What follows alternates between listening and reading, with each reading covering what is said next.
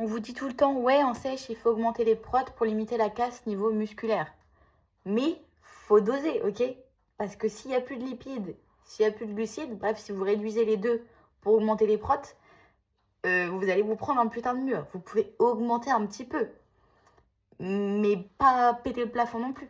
Parce qu'en fait, ce que vous ne comprenez pas, c'est que tous les macronutriments, ils ont une putain d'importance. C'est pas pif paf pouf, voilà. Si vous ne mangez pas assez de lipides, niveau hormonal, vous allez être flingué. J'ai fait l'erreur, je ne vous dis pas ce que ça fait.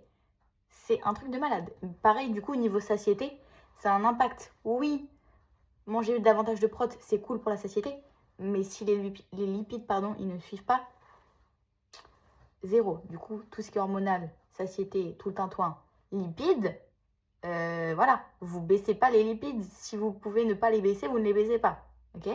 Concernant les glucides, il y a un moment donné où dans votre déficit, bah forcément, il faut baisser les glucides. Il n'y a que ça où on peut un peu manœuvrer. Sauf que si vous baissez trop les glucides pour faire péter le quota de prot, pareil, niveau concentration, niveau énergie, en fait, vous allez devenir teubé. Hein. Je vous le dis, vous allez devenir teubé. Parce que vous allez être épuisé.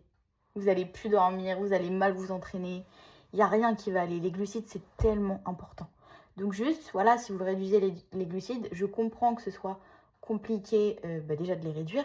Mais du coup, vous les mettez autour de votre entraînement. Surtout avant, histoire de ne pas finir à terre.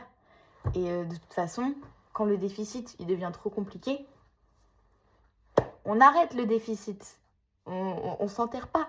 On refera une seconde sèche s'il faut. Mais quand ton corps il te dit là, je vais finir dans la tombe, ça sert à rien de continuer le déficit, ok? Tu feras une deuxième sèche. Merci.